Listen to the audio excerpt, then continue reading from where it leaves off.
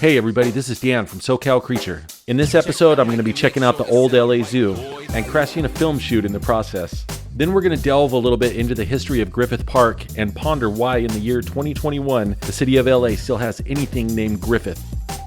Okay, a couple weeks ago I had to go over to the Greek Theater for a site survey for work. And as luck would have it, we finished up right at lunchtime. Perfect.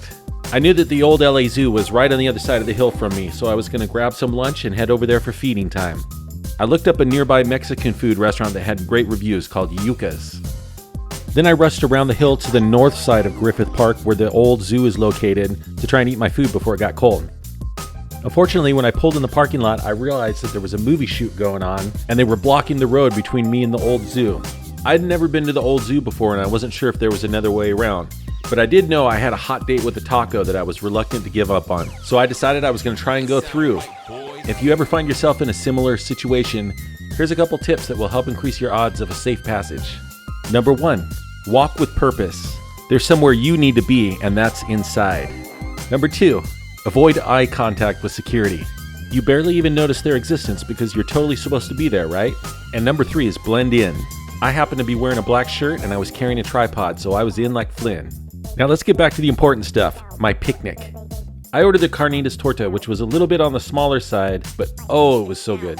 And I got a taco that I've never tried before called cochinita pibil. Let me know if I'm saying that right. This is a slow roasted pork similar to carnitas, but it's marinated in citrus juices and then roasted in banana leaves, so it's got a brighter, sweeter, more citrusy flavor to it. It's really something you gotta try. Now that lunch is out of the way, let's explore. The Old L.A. Zoo, or the Griffith Park Zoo as it was officially known, opened in 1912 with a whopping 15 animals. It slowly increased in size over the years and was the recipient of many animals that had been used in Hollywood movies. In the 1960s, the city got a case of animal envy and decided that this zoo was pretty underwhelming compared to the zoos of other major U.S. cities. So in 1966, they opened the current Los Angeles Zoo and shut this one down. Rather than demolishing this site, they just abandoned it and left it as a ruins. Some of the cages and enclosures are fenced off, but the majority are still open and you can go in and poke around, if you'd even want to. For the most part, it looks like the park service has kept them fairly clean, but there's still a lot of graffiti and you'll see some debris laying around like spray paint cans, beer cans, and in one area where it looks like the fence had been cut, it looks like somebody's been sleeping or living in there. And in some of the bigger enclosures with the cave-type structures behind them, there's definitely a smell of urine, so be careful what you touch. The old zoo is located in Griffith Park, and in doing research for this video, I found out Griffith Park has quite the colorful history. I have a bunch of links in the video description if you're interested in looking them up. This land used to be part of what was called Rancho Los Feliz, which was owned by Don Antonio Feliz. Feliz lived on the property with his sister and his blind niece. When Feliz was on his deathbed, a former mayor of LA named Don Coronel and his attorney volunteered to help Feliz write his will. Coincidentally, the land was left to Coronel. Feliz's sister received some furniture, and the niece got nothing. When the niece discovered what happened, she set a curse on the property, Don Coronel, the lawyer, and the judge that rubber-stamped the deal. Some believe that the curse stands today and is responsible for many of the tragedies that have happened in the park. The park also has a long history of being a hotbed for paranormal activity. The former property owner, and the man for whom the park is named, Griffith J. Griffith, would not even enter the park at night. And that brings us to what I thought was the most surprising part of this park's history, was the story of the man with the tongue twister name, Griffith Griffith. Griffith was a man who made his money in mining speculation, and was generally regarded as a shyster and a bombastic egomaniac. And let's not forget, raging alcoholic. Griffith purchased the land in 1882 and used it as an ostrich farm. But then in 1896, he donated over 3,000 acres to the city in exchange for some unpaid taxes and to curry favor with local politicians.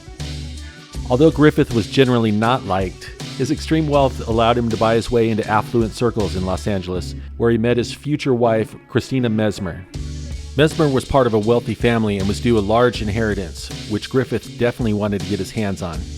Shortly before the wedding, Griffith found out that Mesmer's inheritance was supposed to be split with another relative, so he called off the wedding until the family made arrangements to give Mesmer the full amount, after which he proceeded with the wedding and of course had all of the money and land transferred into his name.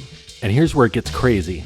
The couple was on vacation in Santa Monica and Griffith got shit-faced drunk. He got paranoid and delusional and convinced himself that his wife was conspiring with the Pope to poison him and steal his money.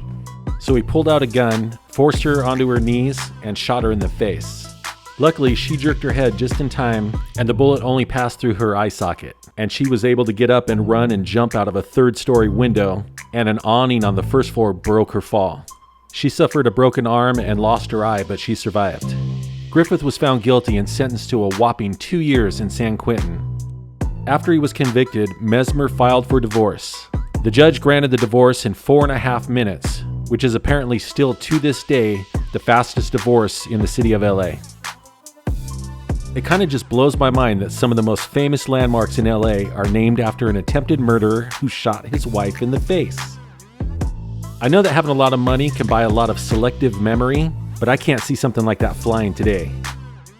There are certain lines that once you cross them, you don't get public landmarks named after you anymore. Can you imagine driving around LA and rolling up on the Michael Vick Dog Park? Or the Phil Spector Amphitheater? Or what about that new O.J. Simpson Stadium? It's absurd and it would never happen. That's why I'm a little bit baffled why we still have Griffith Park and Griffith Observatory. Anyways, that's it for this video. Let me know in the comments below how you feel about naming public landmarks after assholes. Or how you feel about Mexican food. Throw out some suggestions on good Mexican food in LA. I'm all ears. If you like this video, make sure to hit like and subscribe. And be sure to check in the video description for more information. Thanks for watching. And Griffith. I'm still recording. Griffith Park and Griffith Observatory. Griffith.